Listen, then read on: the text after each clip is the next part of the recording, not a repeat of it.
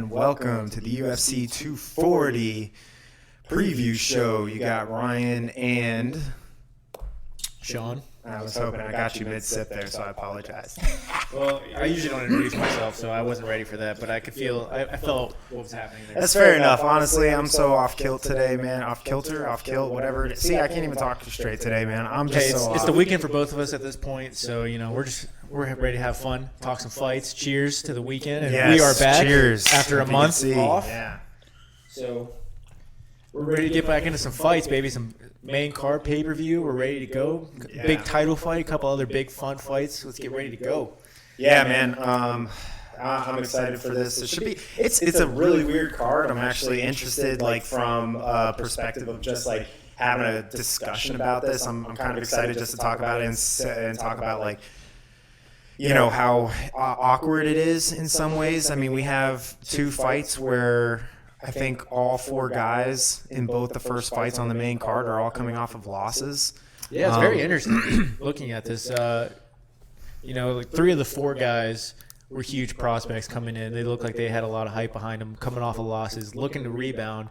One of them's been around for a little bit, went on a huge win streak, coming off a couple of losses. Looking to get back on the win streak. So fortunes are going to change drastically for all four guys at this point. That's for sure. This is a big turning point for all of them. That's what's going to make for great fights. And this is going to be. Obviously we have a lot of Canadians on the card, given that it's in Canada. It's always a great crowd up there. But you have Canada's favorite fighter since GSP's retired. Canada's favorite fighter is Max Holloway. You think so? You don't think it absolutely is 100%. You don't think it's Aubin-Mercier? Nope. Mm-hmm. He seems to have a good following up there. This is like the third or fourth card Max's headline in Canada. Hey, Max loves it, man. A dude from Hawaii. He loves going up to Canada. He's called Canada the 10th island. So. That's true. He has. That's and they've embraced him. They love Max Holloway because he brings it. That's for sure, man. All right. Well, before we kind of jump into the fight card here, let's talk first. Any fight announcements? It's not much. Really, they've pretty much announced all the big fight announcements. At the time of our last podcast, the only big one that's official right now is Cowboy Cerrone's fighting Justin Gaethje, and the headliner is September 14th in Vancouver. That is a free fight night on ESPN. That's awesome. That's going to be war. Yeah. That's 5 rounds of violence. If it makes it, they won't make it 5 rounds. Brian Ortega is also rumored to be fighting. Help me with his name. Chan Sung Jung, the Korean Zombie. Yes, thank you. That's hopefully going to be coming soon. Also, Yair Rodriguez is hoping to get that matchup with Zabit in Mexico. I believe they're going to Mexico City in September. Damn, did they really? I didn't even see that announcement. Yair's pushing he's pushing for that fight. It's not. I don't know if it's picking up any traction. It sounds like Jeremy Stevens is going to get that fight with Yair. But either way, whoever he gets matched up with, whether it's Zabit or Jeremy Stevens, that's violence. Yeah, either way, I mean, that just goes to show you once again that the 145 division is stacked. It's young talent. It's stacked with young talent. That's the good news, man, is it certainly is. And then you just have Jose Aldo, who just re-signed. You still got the old talent that's still performing really well, but you got the young talent, these young, hungry guns that are ready to get at it, and that's making you excited. The champion's young. The challengers are young. That's what gets you excited. Yeah. And we have some pretty big pay-per-views coming up following this one, I think, in September, this one October. is a huge pay-per-view. Cormier's fighting Miocic. We'll obviously have a huge breakdown for that. That's going to be a fun one. Yoel and Paulo Costa are fighting. Nate Diaz is making his return since losing to Conor McGregor against Anthony Pettis. That's huge. I think there's a couple other big fights on there. I can't remember. But obviously, then after that, the pay-per-view is Khabib versus Poirier. Actually, that's the card, I believe, Brian Ortega and Chan Sung Jung are rumored to be on, so stay tuned for that one. That's going to be fun. Khabib's riding high, and he's kind of building himself into a draw, so I think they'll stack that card in Abu Dhabi. Not much else for fight announcements. Really, the only other UFC news is Thiago Santos finally got his surgery. He tore his ACL, MCL, PCL, and meniscus in his left knee in that fight, just to give you a little indication of what he went through. Not only that, he also re-injured his right knee, which he had to have surgery for. So he had surgery on both of his knees. The guy's in a lot of pain right now. He has to basically use a walker to get out of his wheelchair. I saw. I'll have to try and remember to put it on Facebook on our Facebook page. I saw a picture of him in his wheelchair, both his knees wrapped up. Dude, he's such a monster. He fought like the best. Give that guy the most respect in the world for fighting the best fighter ever on that. And some people think that he won. I don't think he won, but no, I thought he showed with a ton of healthy heart. knees, he could have maybe with how that fight went. But I don't know. We don't know. That's pretty much it for what's going on in the world of MMA right now. Okay, cool. Well, let's move on. I don't think we have anything else crazy going on. No, right it's not now. this is a weird card because it's a very good pay-per-view, but it's a very underwhelming prelim, which doesn't usually happen. They usually load these prelims up.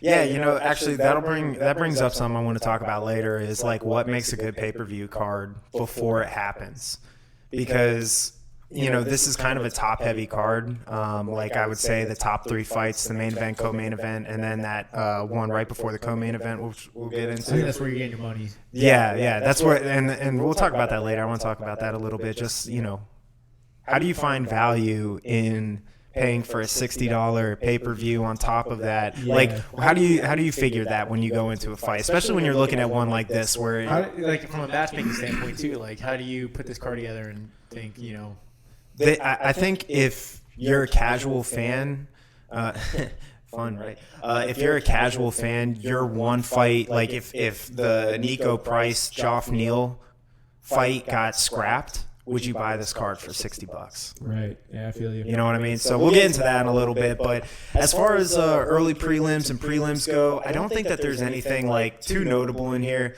We have a lot of prospects like Hakeem Dawodu. Yeah, he's we watched both of his fights in the UFC. He's a former pro kickboxer. Hasn't really stood out to us though. I know from the 2 fights that we've watched. No, but he's still a guy that they're keeping on. Well, he's looked good, but he hasn't. You watch some of these other pro kickboxers that have transitioned to MMA, like Wonderboy Thompson and Israel Adesanya. And they're just lighting it up. They're super excited, getting flashy knockouts. Yeah. They just look dominant. Right? Yeah. They look like they're a class above their opponent. He hasn't quite looked like that yet. And the only other one, too, that I'd point out on here, which is getting kind of overlooked, is Alexandre Pantoja. Yeah. He has had some sick knockouts, especially at flyweight. I think he was on one of the last pay-per-view events that we covered. He was a part of the Ultimate Fighter series where the winner got to face Demetrius Johnson. He was the favorite, actually, I believe, to win that series, and he didn't end up making it. He might have got injured. I don't remember. But fighting Davidson Figueroa, that's a big fight for him. Yeah, it is. It's a step up in competition, but that's also because I think he's knocked out a few guys in a row here, so he's looking pretty good. So, again, not really much on here. That's not to say that it'll be bad, prelims and early prelims, because sometimes those fights you never expect. Never know. Exactly. Sometimes the fights that get underlooked the most are the ones that make the best because those guys know nobody's watching them, so they're trying to earn their due. And I would almost say, obviously, if this wasn't in Canada, that Pantoja fight would probably be on the main card because especially, too, when you consider the rankings, that's number 3 versus number 4. It's the highest ranking matchup besides the title fight. Yeah, that's true. So, the only reason that didn't make it is because obviously they have some Canadian favorites, or at least one Canadian favorite fighting on there, and then they have another Canadian on there. So, for the fight. So, with that, I consider Max Canadian at this point. Okay, so 3 then. Yeah, Max is Canadian, the Canadian pride, which is weird. He's from Hawaii. Yeah. But at this point, they love Max more than they love anybody except GSP. GSP is God. Okay, up there. Even more, I almost put Max up there above Rory McDonald at this point. You put, 100%. I would agree with that. In terms of Canadian popularity, I would say. Yeah. I'm not talking about just overall, but Max, because they keep putting him up there because he's selling. Yeah, no, for sure. So let's jump into it, man. We got 5 fights to cover on this card. Kicking off as a Canadian. Yeah, we got Barriault versus Jotko. Andre Pardabar, Christophe Jotko. This is an interesting fight. Barriault seems to have the power, that the UFC is looking for. He's a knockout guy, 73% KO rate. Jotko I remember he was a big prospect coming out, but I don't think he's really showing up the way they thought he has been. So maybe this is a test to see where both guys are. I think they're hoping that they're setting this up for Barriault to shine. Yeah, Barriault, some people said that he had because he lost in his UFC debut. But some people said that he showed some signs that he could potentially be a good prospect at middleweight, just because he was able to have decent takedown defense, which is something that he's going to need on par against Jotko, because that's his strength right there. And you can't really win to prospects making their MMA debut, especially highly touted prospects. You can't always take a loss too seriously because they usually throw them in there with dogs. Yeah, they throw them in there. Said they don't. The higher you are coming in, the more they're going to test you. Yeah, right out the gate. Which is whether you agree with it or not, it's just the way the UFC works. Yeah, and he's a heavy hitter. At least from the one fight I was able to see, and then just kind of determining from his statistics as well, we could tell he's going to be a power puncher. He's going to try and keep this on the feet, obviously. To me, this is a typical like grappler versus striker matchup. I think it's interesting as well because both these guys are kind of coming off I guess Barriault isn't coming off a rough streak because he lost in his UFC debut, but some people said that there was still signs there that he could be a good prospect.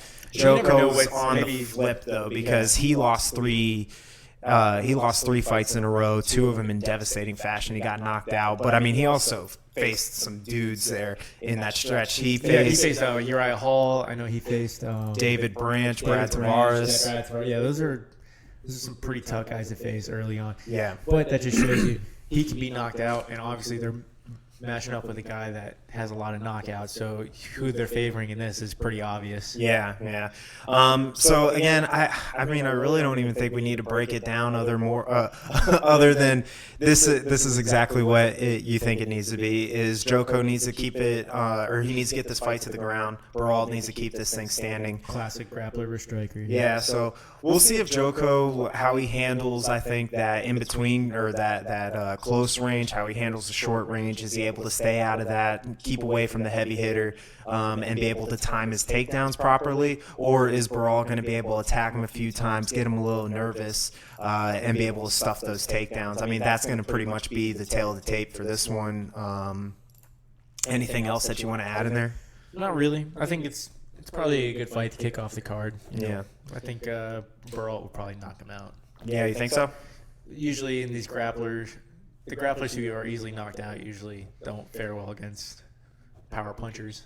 Yeah, it's always tough to see too, because you see a lot of guys come in, they got a ton of knockouts, but their power doesn't necessarily translate when they're fighting the higher caliber guys. When you're fighting in a UFC or Bellator, usually you favor the grappler, but when they got to close that distance and they don't have a great chin, it's tough to pick them. Yeah, no, for sure. That's a great point. I mean, the only thing I would say going for Jotko otherwise is he has some experience in the cage. I believe this is his 12th UFC fight. Yep. He fights out of American Top Team, so I mean, he comes from training. Yeah, he comes from a great camp.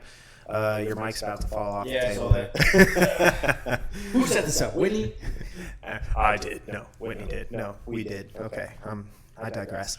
Anyway, so so you have Jotko, you said, or no? You said you have Barriault. I don't know, man.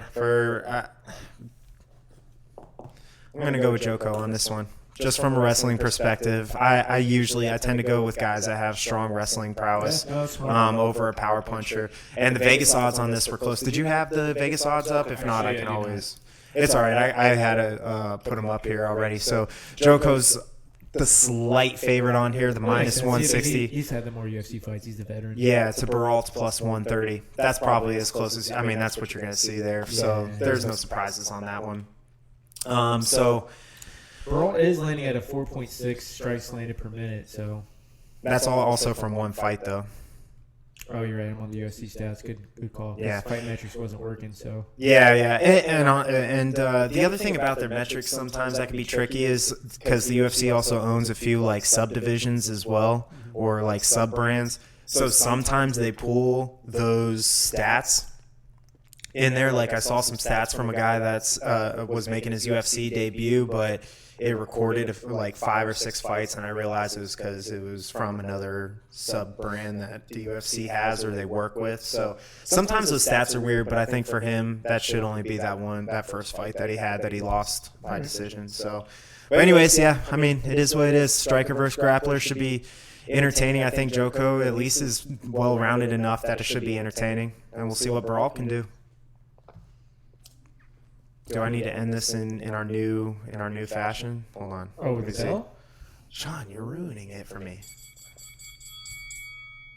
Yeah, I guess that sounded. Maybe you should figure it out. Maybe I should figure it out.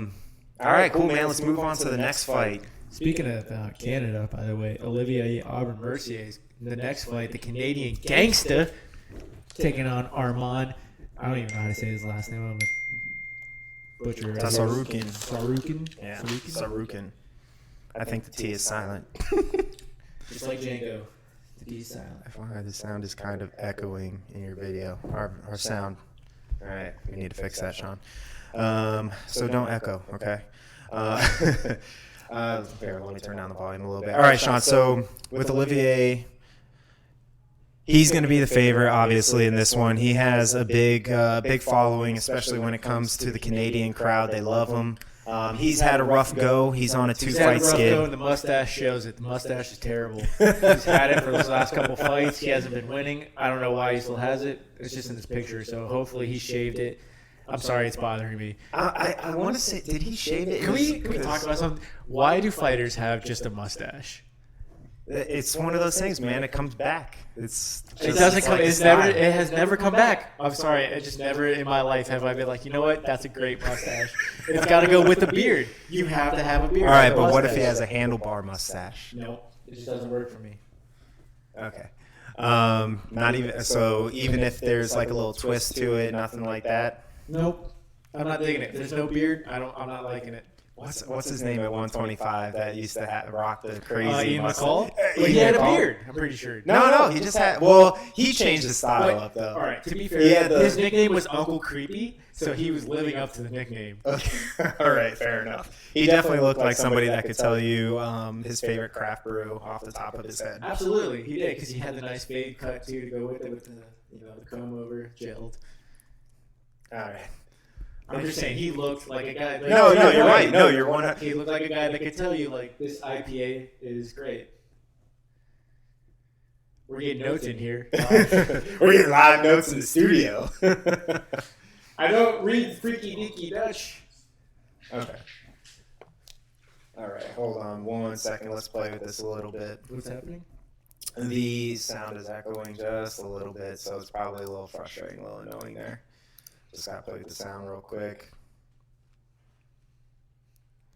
Good thing we have an engineer to tell us. We don't pay him. Don't pay him nothing. All right, let's see. He gets paid in fight knowledge. So, Sean, why don't you start? Oh, yeah, who was the last guy that Mercier fought? I just watched this a couple days ago. Let me pull him up real quick. I'm pulling him up right now. Mercier is always on the Canadian cards. But we did just watch him recently. Gilbert Burns. That's right. Decision fight, too. Yeah, he got burned by Burns. Wow, that was something else. He also lost to Alexander Hernandez, who just fought last week. But Hernandez has not looked great his last 2 fights. No, I didn't think Hernandez looked very impressive. Actually, I don't even know if he really won that fight. He did beat Evan Dunham. He did not win that fight, in my opinion. He did beat Evan Dunham. I don't know who Martin is. He beat Drew Dober, who's been on a pretty good hot streak. I don't know who Cody is. But yeah, I mean, he's kind of, to me, in a stacked division, he's one of those good guys that have right outside of the rankings that always is testing fighters. Yeah. Or he's always putting on a decent fight. Like he's not really generally a boring fighter, even though he doesn't get a lot of knockouts. He does get a lot of submissions. But he's not necessarily a boring fighter to me. I always do enjoy his fights. I don't think they're ever like overly the top, like, oh my God, this guy is so exciting. But he usually does put on a fairly entertaining fight. Yeah, he's a good, well-rounded fighter. He's a black belt in judo. He is for us a hobby student, so Yeah, absolutely. He is going to be grappling based. Yeah, and I think that's the. I think that'll be the interesting thing here. Obviously, going back is seeing how well-rounded he can fight against this newcomer in Tsarukyan. I don't even know. Much on him. So. No, because he just made his UFC debut. He just appeared recently. He's coming off a loss too. He's coming off a loss, but we were saying that the top 4 or the first 2 fights, all 4 guys are coming off a loss. So this is kind of a weird thing we're in here. Yeah, absolutely. But what was I going to say? Oh, yeah, Tsarukyan was I think he was supposed to lose his first fight, but he did it in impressive fashion, if that makes sense, because the guy that he fought, if I remember correctly, trains with Khabib. Mm-hmm. And so they were they were very much expecting him to just ragdoll Tsarukyan, but he was able to stay up. He was able to have good takedown defense. I think he impressed people a lot because he's a power puncher. He has a ton of finishes. That was also his first loss. He's only 12-1. So I'm trying to see if I took that down. Dang, no, I didn't. But hold on one second. Just checking the sound here. I know we're kind of ruining the flow. In 12 wins, he's at 42% knockout, 42% sub. So, I mean. Yeah, but also, like when you're fighting in some of those lower divisions, you can also get subs because you're punching a guy and then you jump on top of him, get that body lock, and tap him out. Finish is a finish to me. No, it is. It is for sure.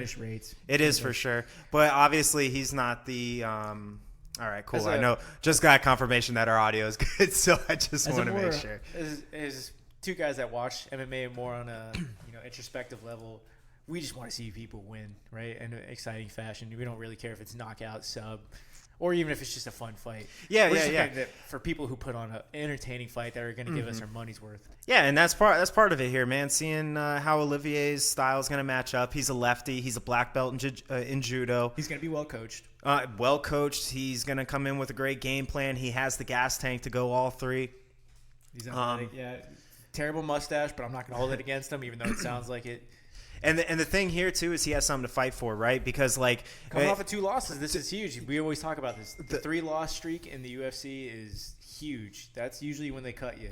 Yeah, that number 3 is a scary number if you're on the loss side when you're in the UFC. When you're a young guy and you haven't really proved anything, you don't want to start off with 2 losses either. No, even if they're 2 impressive losses, it's still tough to come back from that. Yeah, not saying it's impossible by any means, but our champion also came off of 2 losses early in his career, so on this card. Yeah, so it's hard. He also had to come back and win for 4 years straight. Yeah, I was gonna say that's not a successful path to take. That's if there's only one person that's really done that. So yeah, that's kind of tough. For both these guys, this is a must-win fight. Yeah, that's why I think these first 2 fights are going to be generally exciting because these are must-win fights for both of these guys. This isn't like veterans who have been winning a lot lately, and if they lose, whatever. They still get paid. These are 4 guys that they're on the cusp of getting cut. Yeah, and the UFC is always looking to save money, and if they can cut somebody, they can. Don't give them a reason. That's what these 4 guys are looking at. Yeah, and usually this is something that we would see on the prelims, right? Like some guys that are coming off losses trying to keep their contract. I mean, granted, to your point, like this makes for a good fight. Both of them have something to fight for right now. You have a hitter versus a grappler, but I would say a more evolved grappler in Mercier. He's definitely, he has some experience now. So this will be interesting. I want to see Arman. He's only had that 1 fight in the UFC. I haven't seen it, so I'm really just going off of what I've read about him and some of the reviews on him. It's another weird one too, man. I mean, having him on the main event. But I think the cool thing here and what I love seeing from the UFC is they're really digging into that new pipeline in Eastern Europe, in the Middle East. Yep. To go find these guys because Arman is out of Georgia, not the state, the country.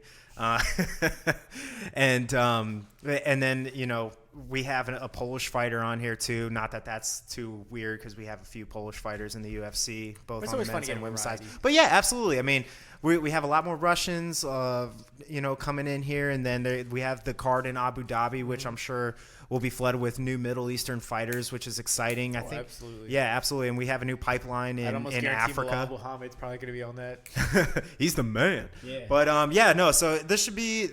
Again, I think if anything, we're just going to see some good fighters fight here, some athletic guys fight here, and we'll see what goes from there. Anything notable? I mean, Aubin-Mercier, he has good combos.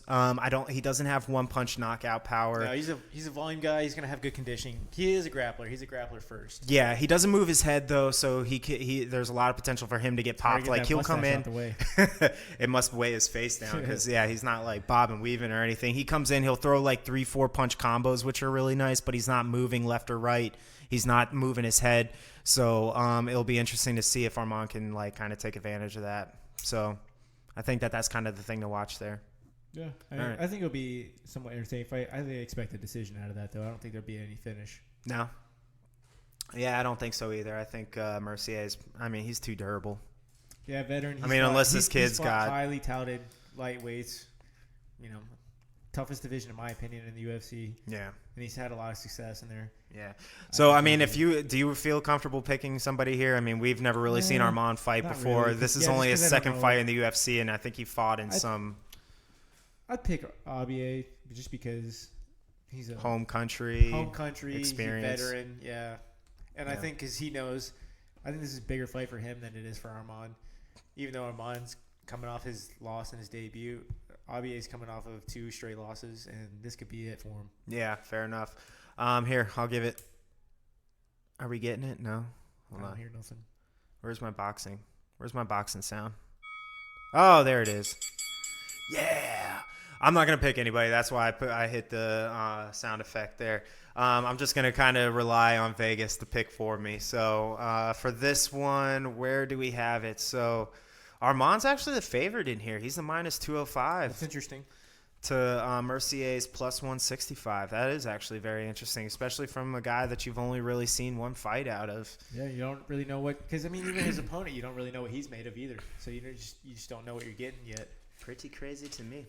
But all right, man, let's move on to the more exciting fights. Yeah, I think now we're getting to the top heavy part. This is where the money's going to start. Let's just say for what this is one of the people's fight right here, man. I think, if you're a hardcore fan, you know this fight. Mm-hmm. If you're a casual fan, you're going to learn. Yeah, so if you're from Fort Myers or you're from the 239, you're from Lee County. Yeah, you know the name Nico Price. You should be a Nico Price fan. This is cool for us because anybody who isn't from Fort Myers that's watching this, Nico Price is from Cape Coral, which is just minutes from us. Same county, baby. Yeah, he's a hometown boy for us, so we love him. He's put on exciting fights. He's 13-2. He's had some great knockouts, even in the UFC. Not to mention he's wild as shit. Like he's game. He's game for a fight. That's what everybody says is you just can't count him out. He's just wild and he's athletic. But he's big. Also fighting a dude. Joff Neal. A man. Wow, Joff Neal. I like him. I just don't know if he's all the way there yet.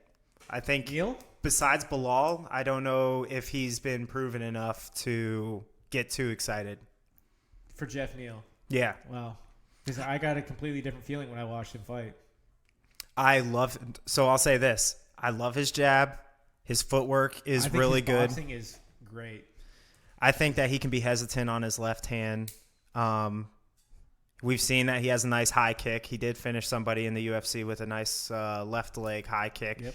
He uses his lefty advantage to his advantage, but the problem is he's used to being longer than everybody, and he's actually going to be the shorter man in this fight. See, it's funny you say that because I don't think that he's that long. But he fights long, though, is because he has a great jab. He has a quick jab with quick footwork to move in and out of the space. I think he relies more on his speed than his length. I mean, you figure that's kind of what I got. You figure he's what 6'1" at welterweight. He's got a pretty long reach decent too. For welterweight. That's not like outstanding, I don't think. Well, I mean, when you consider the guys that he's fought, he's he hasn't fought the top guys at the welterweight division just yet. Yeah. Where you have God, what's his name? I can't even think off the top of my head. Where you have the Usman, the Colby Covingtons, the oh my God, what's his name that just got knocked out by Masvidal 2 fights ago? Darren Till. You don't have those guys in the lower part of the weight class. So I think that this is a huge step up in competition, whereas I think Nico's seen that kind of competition already. This is the thing I was thinking about when I was watching Nico fight Abdul Hazak Al Hassan. Mm-hmm. This is the same body type, and is the same power puncher. Yeah. And he didn't handle that well at all. No. His lone knockout loss. He got torched early in that fight. Yeah. Yeah, that is the only problem. Nico does take a lot of shots. And when you watch that fight too, one note that the commentators made that stuck with me is that Nico likes to beat guys at their own game, and that's not a great game plan when you're fighting power strikers. Yeah, but the other thing about that kid that he lost to is that guy's also a monster. He is, but Jeff Neal's been knocking dudes out. He has, but I think but I don't know if it's at this. All right, let's roll back to Nico's last loss against Abdul. Yeah. So Abdul is also he's 11-1, and in his 11 wins, he has 11 first-round knockouts. He does. And his only loss was a split decision loss. He is also a black belt in judo. He's crazy. Like that's some next level shit to have 11 first round knockouts. Literally all of your wins, you didn't even have to bother going to the second round. I mean, that's just insane. Can you say that Jeff Neal has that kind of prowess in his striking? The thing that I liked about his fight, I can't remember the guy's name, the one that he head kick knocked out. Camuzzi? Yeah, Camuzzi. Frank Camuzzi? Yeah. Right? Yeah, that was a little bit. He had to exert some energy in that fight, and to me, he didn't look overly tired. He looked like he could fight 15 minutes. Mm-hmm. His style, he could fight his fight for 15 minutes. That's what I got out of that fight with that.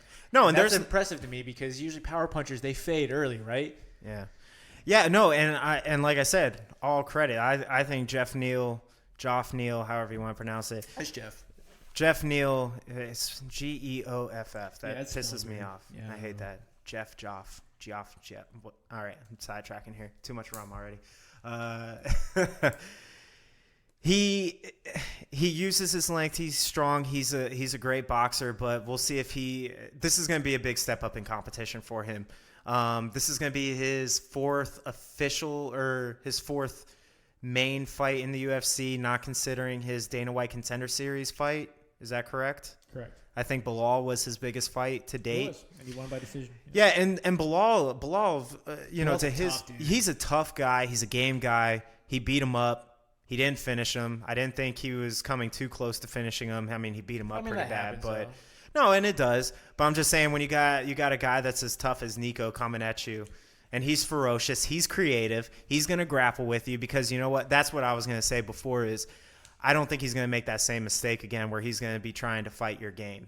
That we have heard that before. We actually have heard that in our inner circle as well locally. Yeah. He likes to, which, hey, man, all credit to you. You like to fight somebody at their game and prove that you're better than them there. Take some dog. Yeah, sure.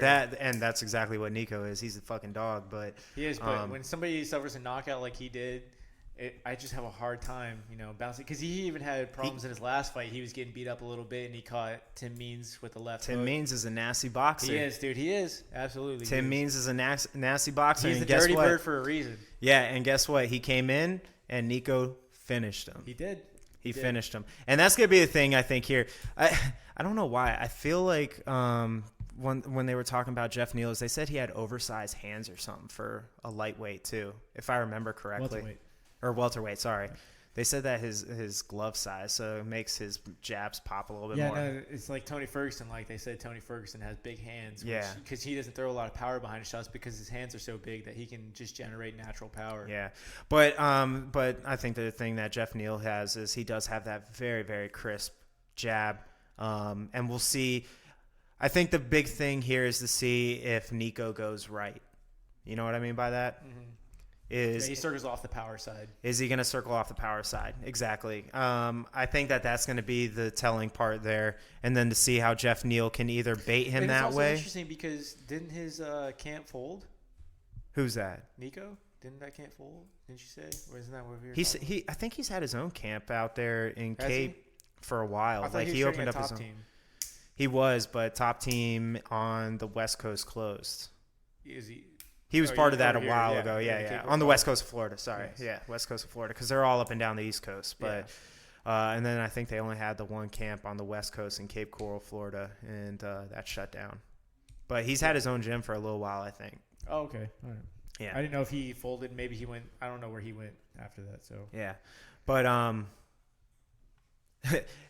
regardless, both these guys, but there's 29 MMA fights, pro fights between these guys. Only 2, or is it? Oh no, I'm sorry. Only 4 have gone to decision between the both of them, and I think Nico's only gone to decision once or twice. I think he's once.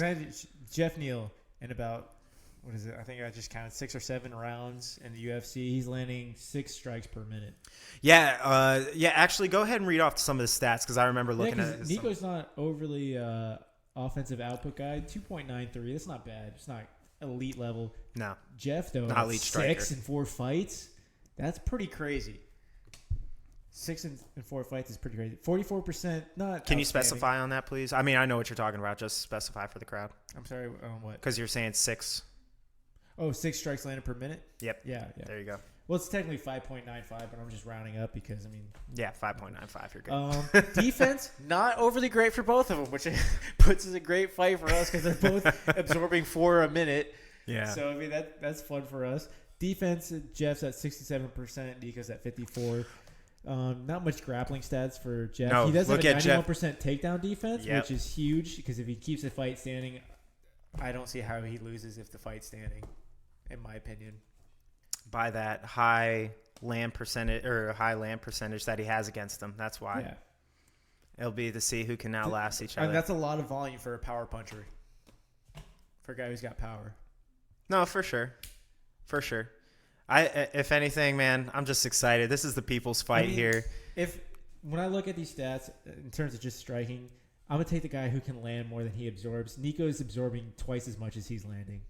Some guys just have that thing, man. I think Nico does. My heart wants to pick the hometown boy, but I'm just going with the stats on this one. See, because I always go back to Nico's creativity, man. Look at that Randy Brown fight. He's very creative. Look at that Randy Brown fight where he made that crazy highlight reel knockout where he's in this awkward position with him and he has him pinned. He has his head pinned against the fence. He's on the bottom and he just hammer fists this guy out, like just out, clean out, nasty knockout. And I've never seen anybody get a knockout. Nobody has. Like that, at least with their hands. And that's the thing is, I think he could just be creative, and that's where I'm hoping to. I like Jeff Neal. I'd like to see him develop. I don't think he's fought enough high-level guys. I think this is where it starts, though. I think Nico has fought a lot of high-level guys. If I could I'm just gonna pull him up real quick, just to go back and look at his track record since he's gotten the UFC. He started. Was it Alan Jobin? He came into the UFC against. I can tell you in a second here. I know he fought him pretty early. He did fight Alan Jobin. He beat him. He knocked him out. Yeah, that was. I think his first fight was against Brandon Thatcher. That's right.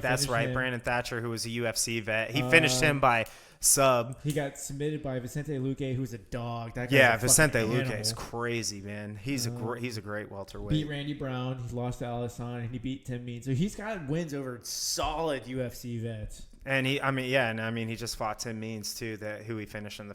His 2 losses in the UFC are to guys who know how to fucking finish a fight. Because I'm excited to see Al Hassan. We haven't seen him since that Nico Price fight. I don't know if he's been injured or something. You would think they wanted him back in the UFC as quick as possible.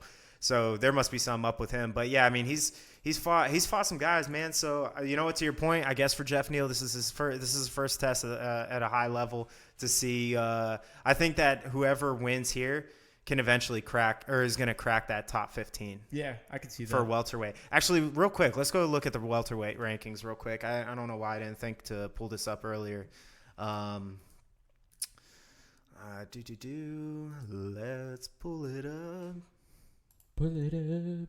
Oh, here we go. We like rankings, even though they're voted on people we don't know. Welterweight's insane.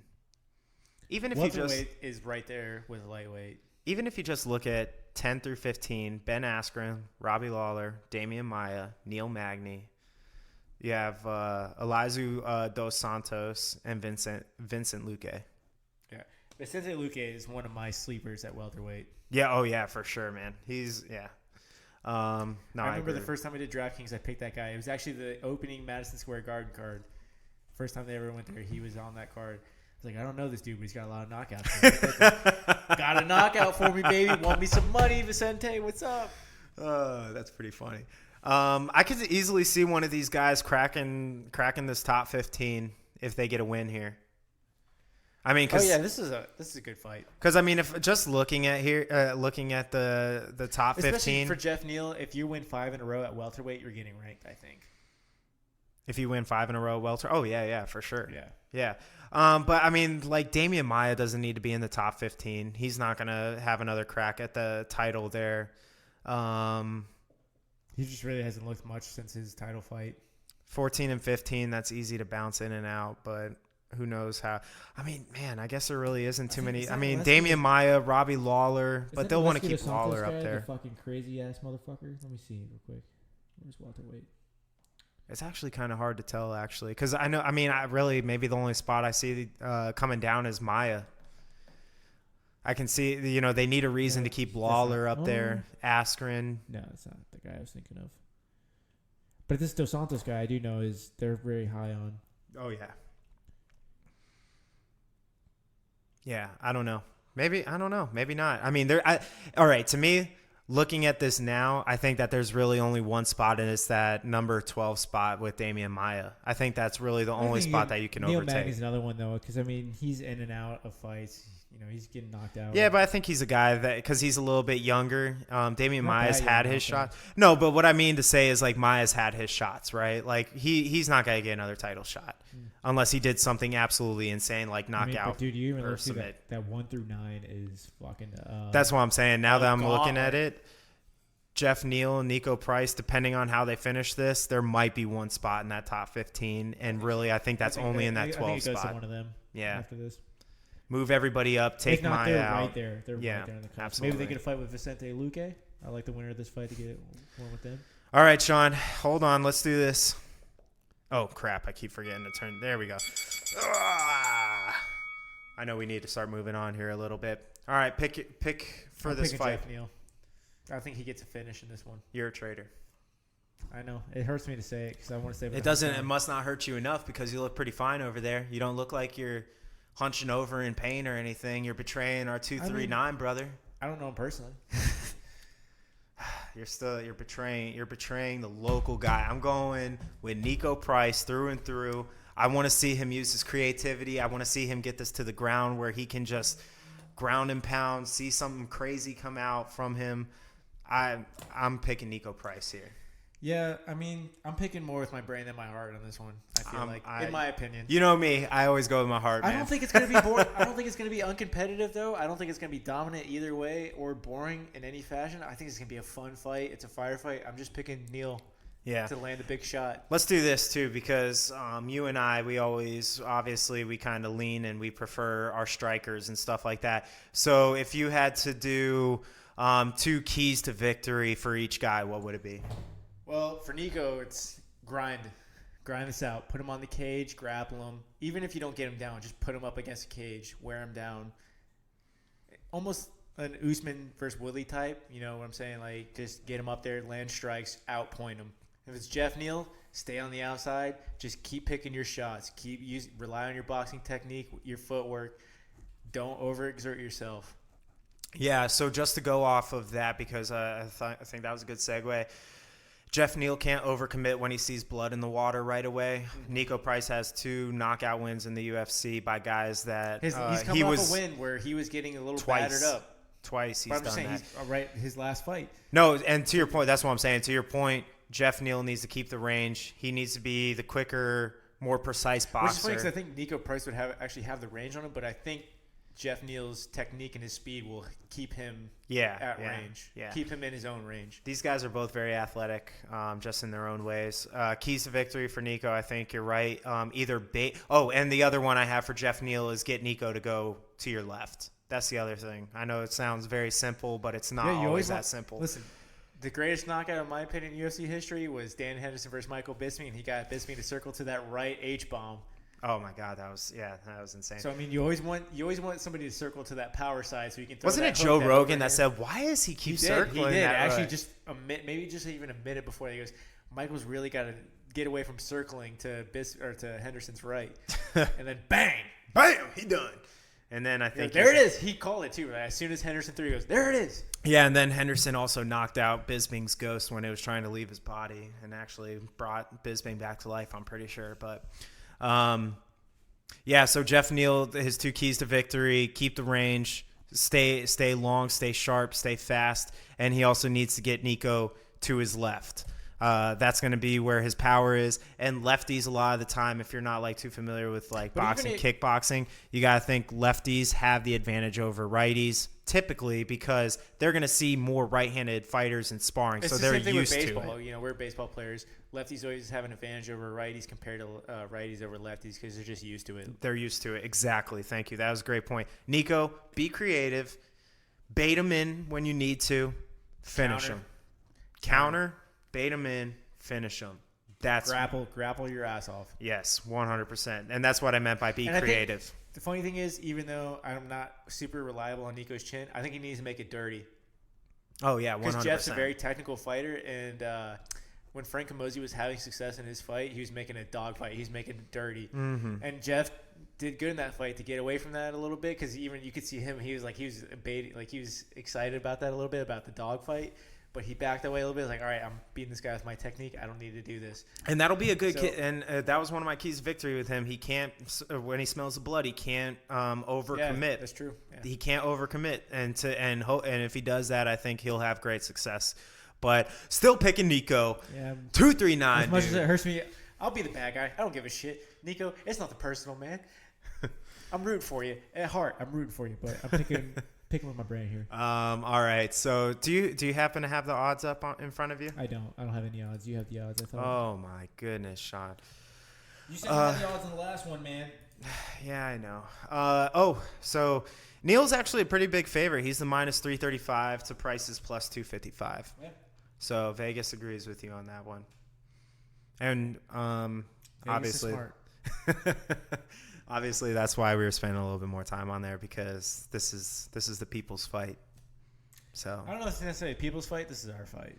I think Nico and Jeff have a huge following within the MMA community. But I'll say this: you can't have a people's fight when Max Holloway is that's the only reason why. Leading the event. That I know. Well, I think the only reason people aren't excited about watching Holloway is because Frankie Edgar. But it's Holloway. I mean, Holloway's gonna make it. We'll get there in just 1 minute. Yeah. We have one more exciting fight that we'll segue into here because Chris Cyborg's making her return after getting knocked the fuck out at featherweight. She's fighting the undefeated Felicia Spencer, who's been calling for this fight. Yeah. So, what are your initial thoughts on this? This one to me, it just seems like another girl who's kind of out of her realm, fighting Cyborg. Yeah. I don't know. When I watch her fight Megan, she's a grappler. I've watched Cyborg fight grapplers, and she's handled them. I don't know. I just think when Cyborg touches you, it's just not going to be a good night. And you got to close that distance. It's the same thing that we talked about earlier with Jotko and Barriault. When you got to close that distance as a grappler, if you don't have the striking to close that distance, it's going to be a long night or a short night, really. It's going to be a long, short night. It's going to be a long night, but also a short night because you're going to get knocked the fuck out. If you can't set up with a jab, some combos to get them thinking about your hands, if you're just worried about your striking against somebody like Cyborg, because Cyborg can fucking grapple too. It's not like she's just a pure striker. Seriously. She can grapple her ass off. So if you're just going to come at her straight with grappling, she's going to fucking piece you up, son. This isn't a good matchup. You have a girl that's 6-0 coming in to fight Cyborg. Yeah. She's undersized. I mean, not too undersized. She's undersized fighting Cyborg. Let's just put it that way. Because here's the other thing. Cyborg is pissed off right now. Dana's pissing her off every day when he's going on there, and he's being... Yeah, Dana's saying some bullshit like, oh, we might sign her to a one-fight contract just to fight a man who's... Like, what? What are you talking about? You have, one of the most exciting women fighters ever to live, and you're only going to sign her to a one-fight contract? Before Amanda knocked her out, she was considered the greatest female fighter in MMA history. Yeah. Now Amanda's rightfully so taking that spot. Yeah, Amanda's definitely taking 100%. Just because of the laundry list of fighters she's fought and beat. And knocked out. But right after Amanda, it's Cyborg. Yeah. But absolutely. but what Dana's been saying over social media is They've that been going back and Cyborg. forth for a long time too. Dana White's saying, "Oh, Cyborg's afraid to fight Amanda." Yeah, he's saying that she doesn't want this fight, which doesn't make any sense because Cyborg came out that night and was like, "I want a rematch." Oh yeah, I want to run it back, and Amanda was the one that's like, "No, she has to wait 2 years." So for Dana to flip this on Cyborg is confusing to fans because like, whoa, because when Cyborg got knocked out, she's like, "Well, I want the rematch," and then Amanda was like, "Well, I want to wait 2 years to fight her again." And it's like, what? Yeah. What? The logic behind that is weird. And then Dana's come up, "Oh no, we offered that fight," and Cyborg turned it down. It's like, well, you're a fucking liar. We know that. Your word means nothing. Yeah. Oh, well, that's part of the problem. Dana White just, I swear to God, like once a month, he just reminds us of why he should not be in charge or be the face of the UFC. Not necessarily that he should be the face. It's that you can't take whatever he says. You almost want to go the opposite. Well, but that's the point, though. Like he's not trustworthy, and not to mention just how poorly he talks about his employees. We call them fighters. These are his employees, man. These are real people, man. They have real feeling. They're just trying to make some money. They're doing what they love to do. He talks so much shit about some of these fighters that just drives you insane. He drove Demetrius Johnson out of the division. He talked out of the UFC or out of the UFC. Sorry, that's what I meant. Thank you. And I mean, he talked poorly about Jose Aldo when he was champ. He does this kind of crap, man. And I think Chris Cyborg's pissed off because Amanda has been saying no, Cyborg's going to hold off. Dana's been saying, no, we don't even know if we're going to re-sign Cyborg because this is the last fight on her current UFC contract. And he's saying that she's scared. This girl's got a reason to whoop some ass in this fight. And you got a poor girl that's 5'6". She's probably really nice because she's Canadian. And she's 6-0. And she's a grappler. You have to be more well-rounded. You have to be able to go. Yeah, you got to be like Amanda Nunes. When you really look at it, was a perfect matchup for Cyborg because she could fucking box her hands off. Like she can box her with any person in the world, any woman. Well, I should say any woman, any MMA fighter in the world she could box with. Mm-hmm. That's a woman. Yeah, and she's a black belt in jiu-jitsu, so she can grapple her ass off too. The only thing about Amanda is her conditioning, but she put her away in the first round, so there was no question about that. Yeah, and Amanda's also turned her conditioning around of late too. So she hasn't really been in dog fights. Yeah, no, that's true. Controlled. That's true. She's controlled pretty much every fight that she's been in since she's won the title. In case you want some more reasons of why this is going to hurt a lot, let's just look at some of the stats, shall we? Cyborg, landed per minute, 6.76 significant strikes landed per minute. You're talking about a woman. I mean, she boxes with professional boxers and has success. Like 57% significant strikes. Do you remember what the name of the woman is that she spars with? Have you ever seen? Oh, yeah, I forget though. I can't remember. She's a world champion though. I think she's one of the most dominant women fighters ever. Yeah, and she makes Cyborg look small too. Yeah. And they said Cyborg's had some success against her in just boxing purely. Yeah. Not that she's won, but she's had some. She has 69% defense in her stand-up. Oh, let's move on to grappling, shall we? How about her takedown defense, which is at 91%? Which I'm pretty sure Yana Kunitskaya was the only one to take her down. She took her down right from the start because she just took her back, and then she just kind of – but she wasn't down for more than 10 seconds, I don't think. Because that's some of the other stuff that comes into it. She's going to be way stronger. Yeah. She's just built like a tank, and she can survive. Kind of like a Khabib where people are going to – like Felicia's going to get a hold of her. She's going to kind of touch her and be like, what am I touching? Like, what is this? Am I touching a rock? Yeah. I don't even need to talk about. I had more luck storming Area 51. What the fuck is this? Great timing on that one. I love that.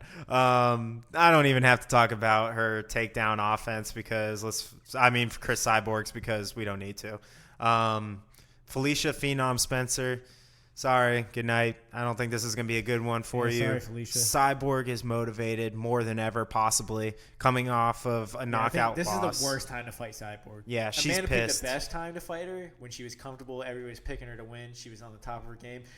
You're going to fight Cyborg coming off a knockout loss when Dana White talking shit about her, about how she's scared? Good luck. Yeah, so... losing your audio there. Yeah. Yeah, no problem. So, honestly, I think that this one's going to be a smackdown. I don't think anybody's going to deny that whatsoever. Any other thoughts, emotions, feelings that you have for this one? R.I.P. All right, with that being said, let's get our little bell. Bing, bing, bing. It's time. All right. I'm not even going to bother asking you who you pick in this one. This one is by far the biggest split odds on here, as it should be. I'm actually a little bit surprised that's the biggest odd split. I would think that Cyborg would be the biggest odd split. No, that's what I'm saying. This fight in general. Cyborg's the minus. No, Cyborg minus 700 to Spencer's plus 450. Oh, okay. So it's I thought not you were talking about our next fight. Sorry, I was moving. No, the bell was for the last fight, man. How you feeling, by the way? Feeling good. You feeling good? Yeah. You have a nice day? Yeah. I've slept all day. This is the highlight of my day, which I love. How many of those drinks have you? What are you drinking over there, by the way? I'm drinking Captain Morgan Watermelon Blast because I ran out of whiskey. What whiskey were you drinking? Jack Daniels. Attaboy. Yeah. I just want to give you some props there. Thank you. I drink what we got. I'm getting really good. I feel like I'm getting really good at hosting because I'm leaving the tantalizing main event there. Everybody's just like, I don't give a shit what your fucking day was. Move the fuck on! God damn it! Nobody cares about what's in the glasses. All right, man. Let's stop playing around. Let's get down to it. We have Frankie Edgar making his 10,000th title shot defense. He's fought BJ twice. Maynard. Ben Henderson twice. Maynard twice. Aldo twice. Belt 3 times total. So I think he's had 6 title fights. 7. Well, Aldo wasn't for. Well, I guess Aldo you can consider a interim title. It was a title fight. I mean, McGregor that's right. Yeah, that's right. They ended up giving Aldo back his title because McGregor. That was a title fight. Yeah, that was a title fight. Fair enough. Okay. Yeah, I think he's fought just about everybody. This is his 7th title fight. Yeah. So is there anybody else that we forgot? He's fought everybody. So. And he was supposed to fight. This matchup was supposed to happen before, by the way. Holloway got hurt. So that's when Frankie got matched up with the streaking Ortega, who knocked him out. Who gave him his first knockout loss of his career by Superman uppercut that took him off his feet and launched him into space. I think he's somewhere up there orbiting around Earth where Alistair Overeem's head was. I don't think I've ever seen anybody get lifted off the ground.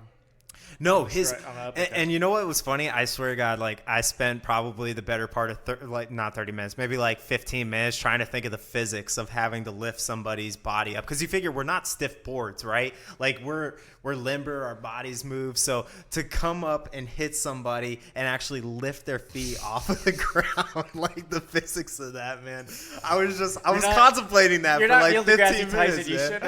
You should have wasted your time. Well, I did, man, because I was just considering. Ryan had like a whiteboard with a bunch of math, had a bunch of formulas on it. Where the hell did this lab coat come from? MC doesn't equal square. What's happening? But yeah, Edgar was still floating around. They had to grab him from orbit next to Alistair's head from the Ngannou fight and bring him back down here for this matchup. But also saying that this is kind of just like a payback fight, I think, for Frankie, like for Dana White.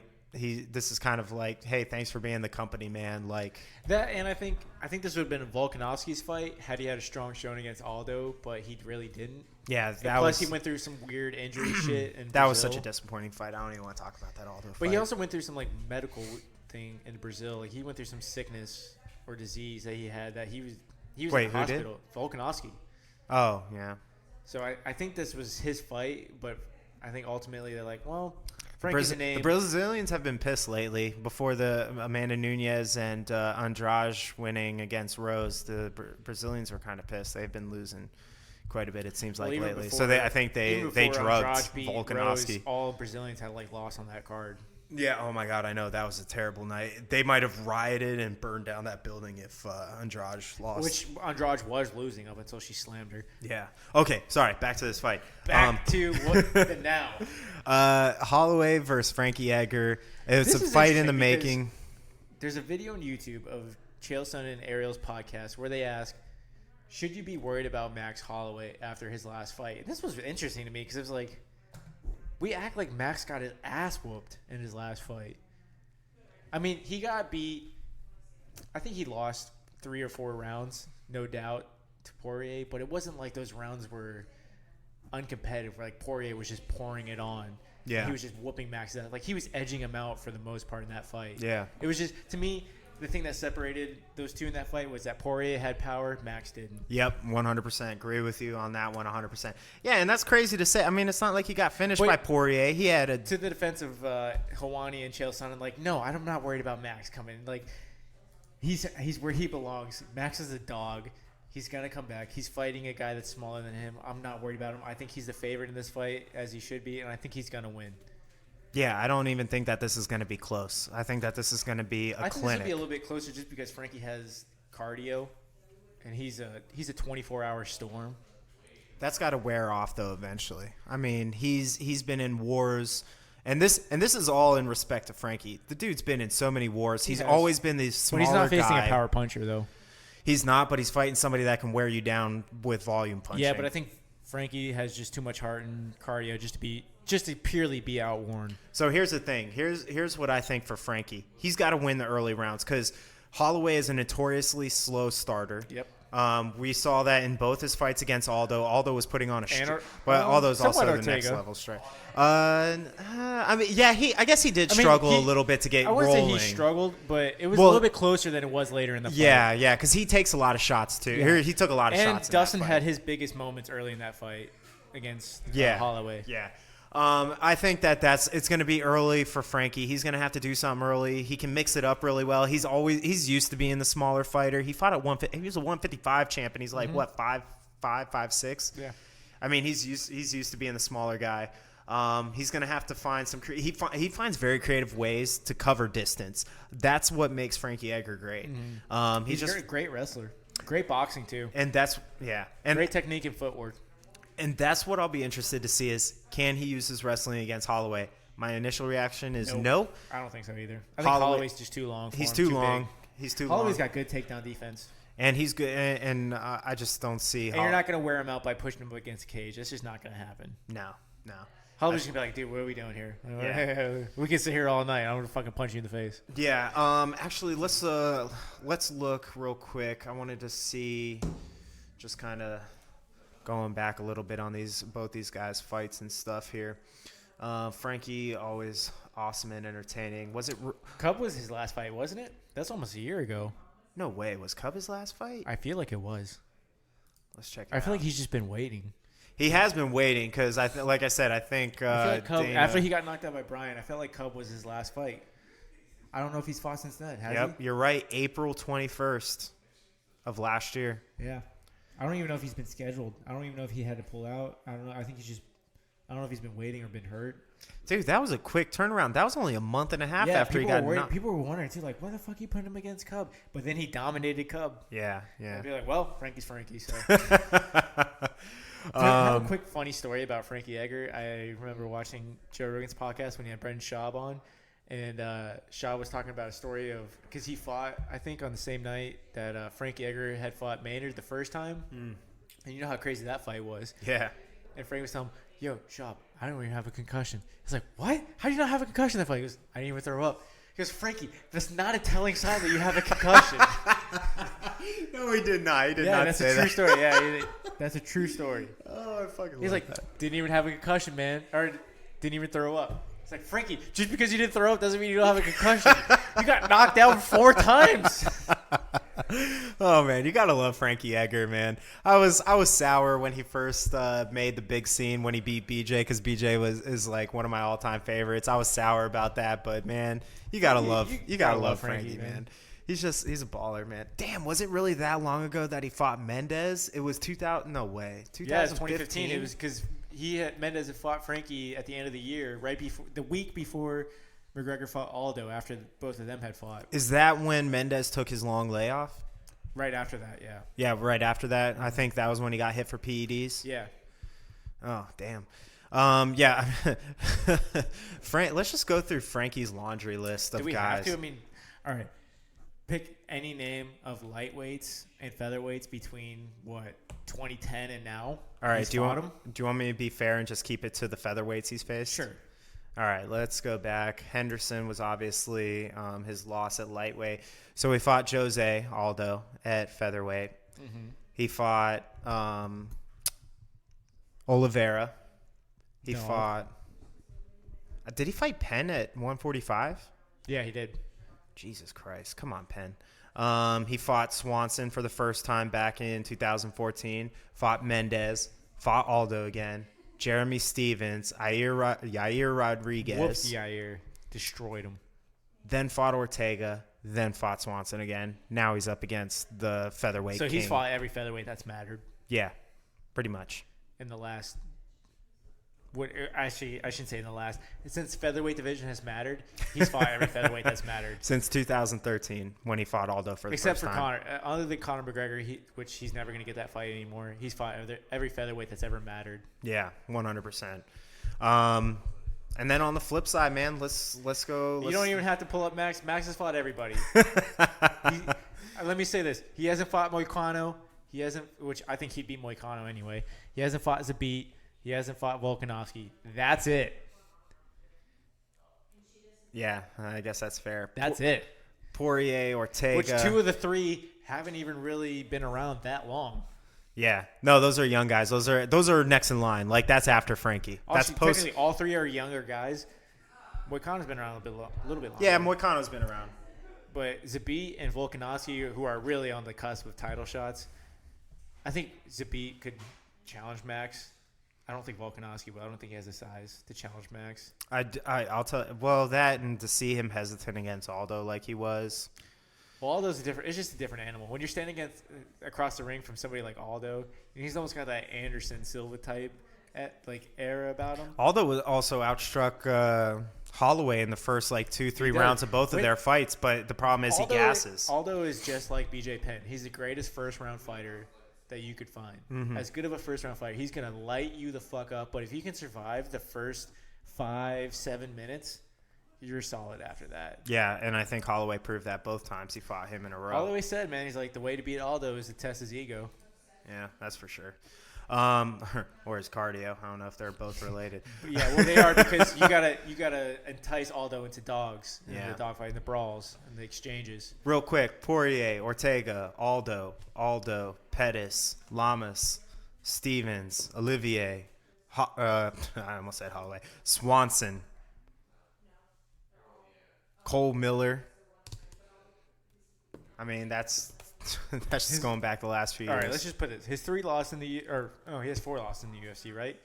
He's got losses to Poirier twice, Conor McGregor, and he lost to Dennis Bermudez when he was really young. Yeah. And hey, Dennis Bermudez was a great fighter, he though, was too. He was a really solid. Yeah, he was a really solid and fighter Max when lost he came him on when the he was scene. 20 years old.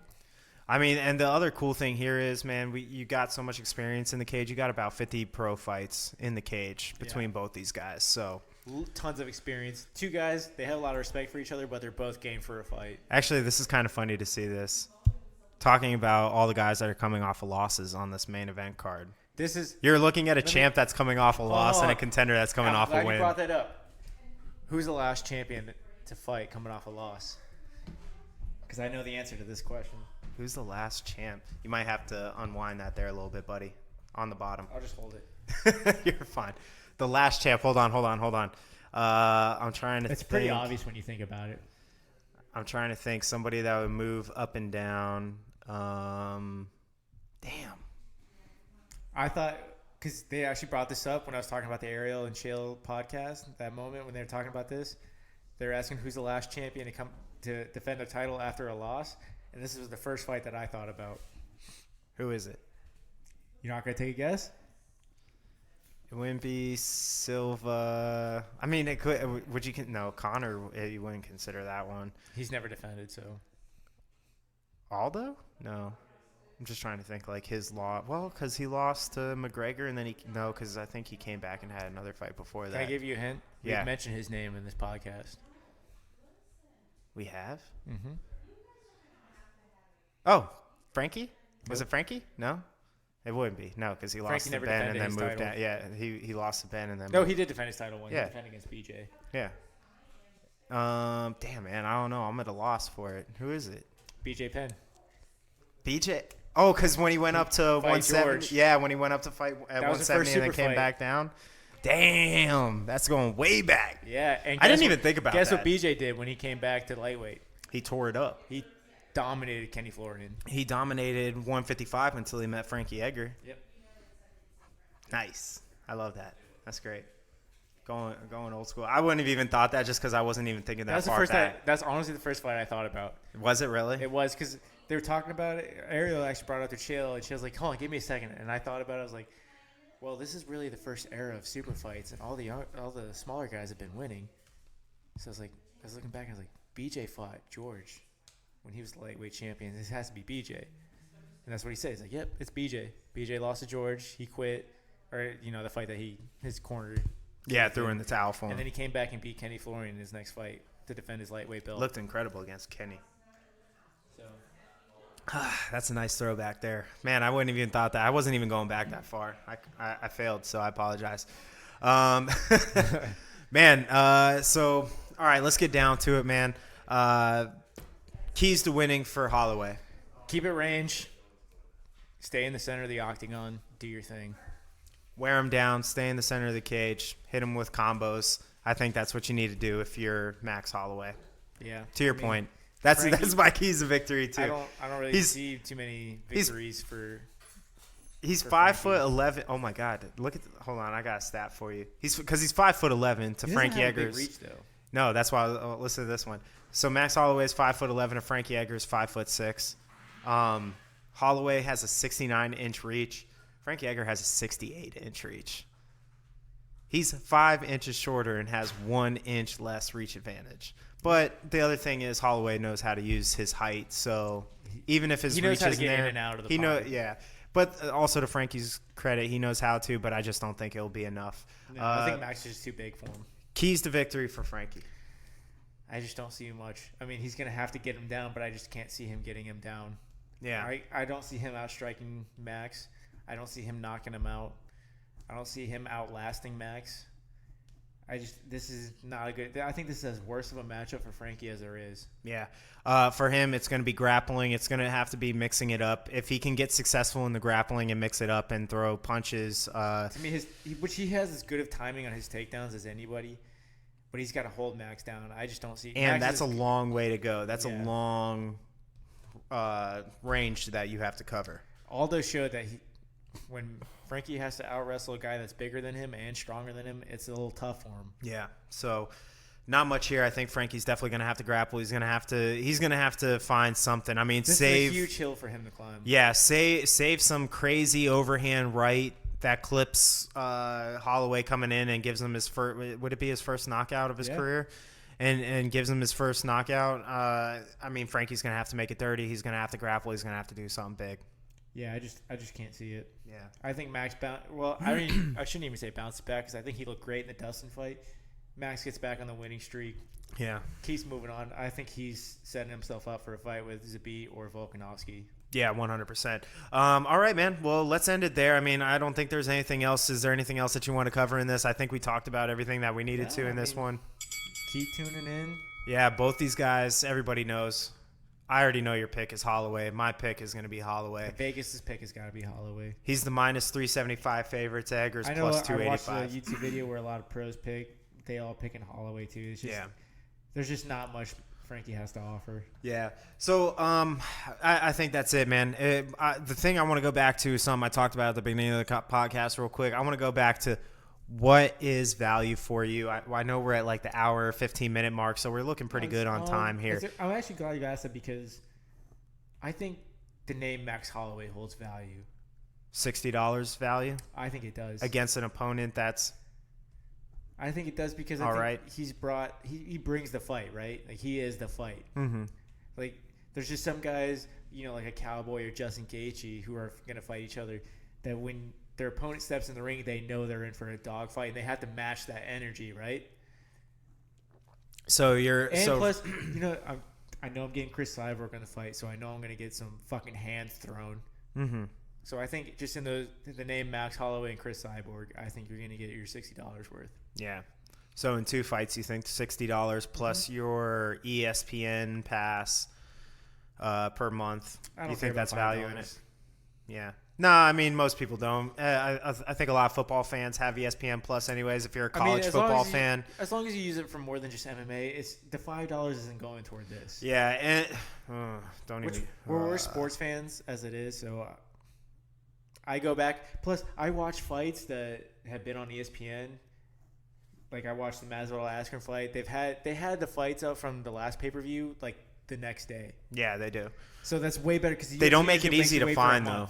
I will say, you just gotta type in the name of the person. You do, but it's you. Then you, I think you go into the whole card though when you see their fights. Oh, not for the last one.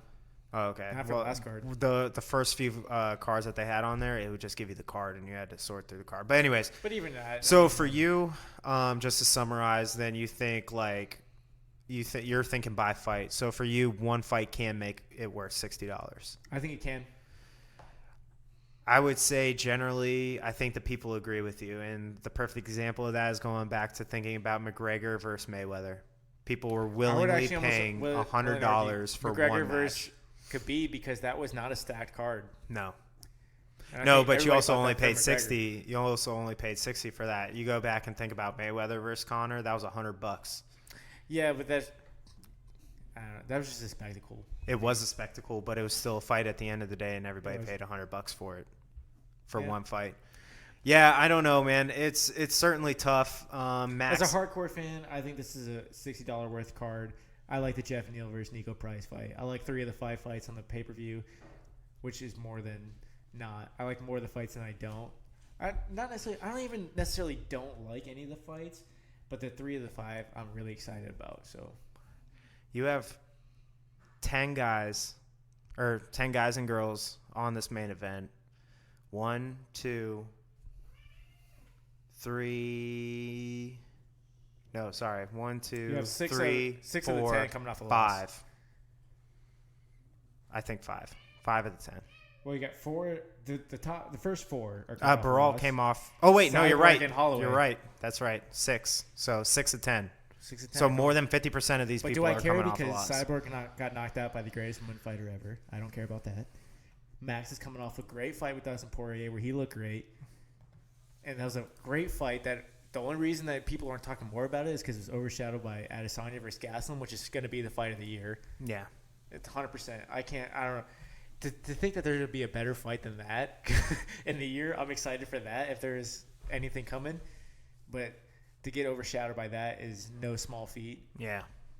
I mean, as long as the top 4 guys, I mean, you got some knockout guys. Like we said, Aubin-Mercier, he's a decently entertaining fighter. He's not overly exciting, but he has generally exciting fights.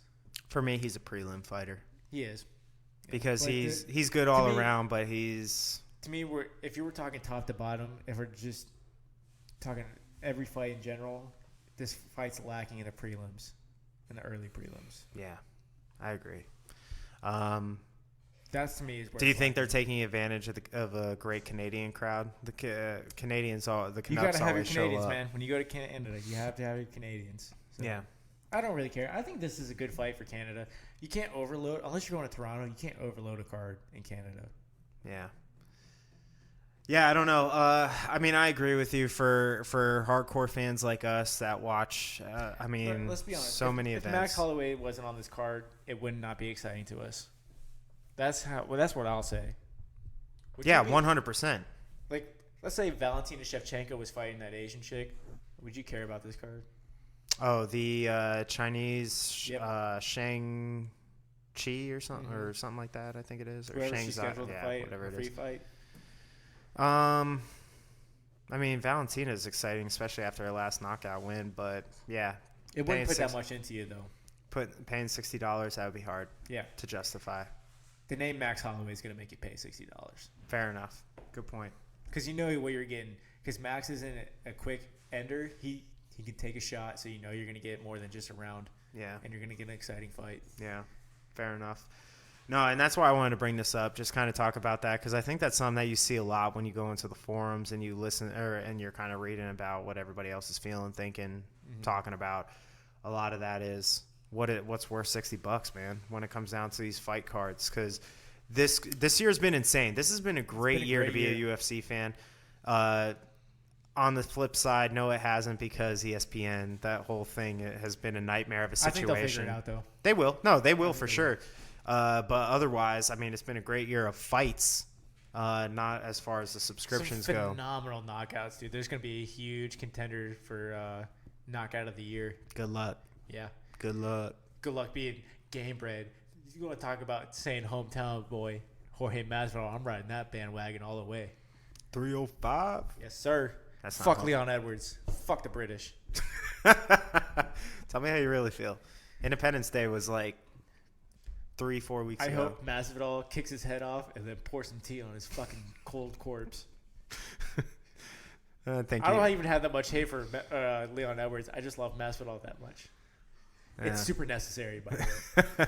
It's super necessary. Leon Edwards, yeah, I think he's in for something grueling if he fights Masvidal. Yeah, you don't want no smoke, son. No, not after his last fight against RDA, where he just kind of out-muscled RDA. That was it. Yeah, RDA is a G, but Masvidal is real deal, son. Yeah. Yeah, man, I think just to sum it up, I think I agree with you for like what it costs. Max Holloway, 100%. He was off this card. Maybe not. If Cyborg was off this card, would that make a change for you? Nope. It's all Holloway, huh? Holloway, and I like the Jeff Neal versus Nico Price fight. That's yeah. I agree with you on that. I think those it's is top heavy. Cyborg's a sweetener to me. Yeah, it's very top heavy. I'll watch Chris Cyborg fight any day of the week. Max Holloway any day of the week. The only thing that I think weakens Max Holloway is that I just don't think that this is a good fighter for him. Yeah, this isn't the. Frankie Edgar's in great. terms of an exciting matchup, this isn't the best opponent for him. Zabit and Volkanovski, I think, would be better matchups. Yep. For more exciting fights. Yep. Actually, I think Volkanovski's more of a new age Edgar in a way. Or Chad Mendes. Either way, they're all type of Frankie Edgar. Just they're all interchangeable. I think Zabit's the fight for him though. At this point, Zabit, yeah, the tall, long guy. But Zabit doesn't have the cardio right now to go with him. Or the record. That's it, or the track record. Holloway would finish Zabit.